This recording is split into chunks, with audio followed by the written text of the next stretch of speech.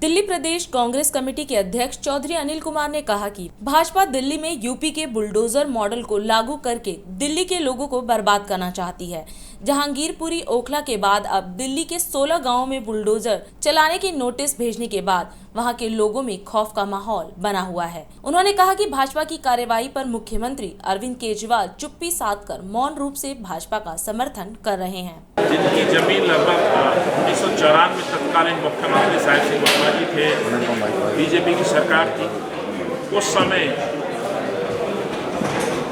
ग्राम सभा की जो जमीन हुआ करती थी उसको फॉरेस्ट डिपार्टमेंट में तब्दील करने का आदेश देकर के उसी आदेश का आज इस सरकारें पालन करने जा रही है। सवाल ये उठता है, इतने लंबे अरसे के बाद वहाँ उन जगह पर बहुत सारी कॉलोनियाँ बस गई हैं, बहुत सारे लोग के मकान बन गए हैं, स्लम डेवलप हो गया है।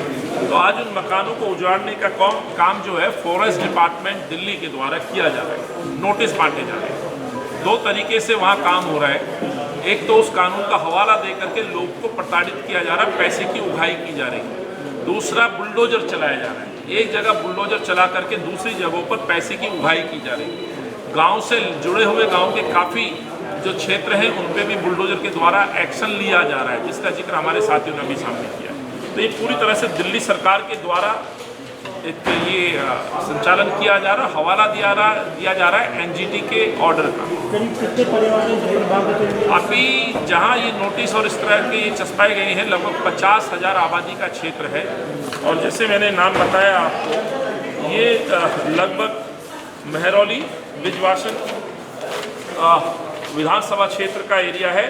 और जो हमें डेलीगेशन जो मिला है Bharat Sevak Samaj society resident welfare association Rajokri Pahari, और ये जो आप दूसरी बस्तियां हैं रजोकरी हरिजन बस्ती है, बीएसएस कैंप है, रामदेव का डेरा, चमेली का डेरा, केके कैंप और उससे जुड़ी हरिजन बस्तियां हैं। लगभग 50,000 परिवार हैं जिनको अभी सीधे तौर पर, ये केवल 50,000 पर टिकने वाले नहीं है। ये मसला भिजवासन से लेकर बदरपुर बॉर्डर तक का इशू है।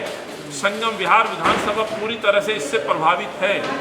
तो जहां बिल्कुल इमारतों के जंगल खड़े हो गए हैं, वहां पर इस जगह को फॉरेस्ट लैंड दिखा देना क्या न्याय उचित है? हम इसमें कानूनी राय भी ले रहे हैं, समीक्षा कर रहे हैं। देखिए साहब, इसमें दो चीज़ें हैं। एक रियलिटी क्या है? रियलिटी यही है कि वहाँ पर जंगल की बजाय वहाँ लोगों के मकान हैं। तो एक आपको सच देखना पड़ेगा और ये माननीय कोर्ट के पास हम ये समीक्षा करते हुए जाने का प्रयास करेंगे।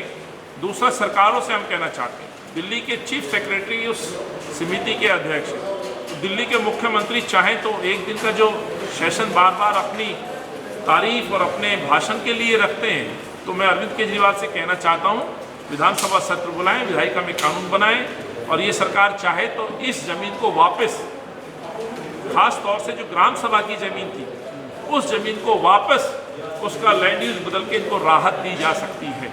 लेकिन जिस तरह से मकान तोड़ने की कोशिश की जा रही है, यहाँ सरकार ने पूरी तरह से हाथ खड़े कर दिए गए हैं कि इनको कोई ज़मीन या इनका मकान की रक्षा ये सरकार नहीं कर सकती।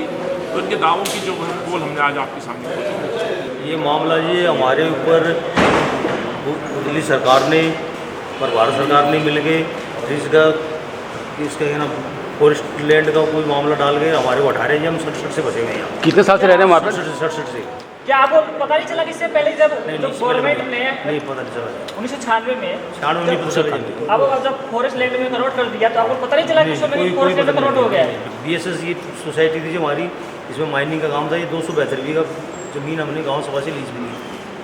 जब से हम रह रहे हैं जब से माइनिंग का काम जी 94 में बंद हो गया जी। दिल्ली में कौन सी जगह पर है आपका? ये रजोपरी है जी, ये साउथ दिल्ली में है, महरौली तहसील में, महरौली तहसील में जिले नंबर 8 से। सरकार से क्या मांगे आपकी? सरकार से हमारी मांग कुछ नहीं, या तो हमें यही विस्थापित किया जाए जहाँ पे हम रह रहे हैं।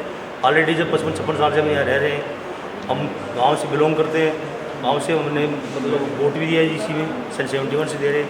हमारे प्रधान भी पढ़ते थे, तो प्रधान भी पढ़ते थे, हमारे मेंबर भी थे जब पंचायत की जो इलेक्शन होते थे गाँव के अंदर, उसमें।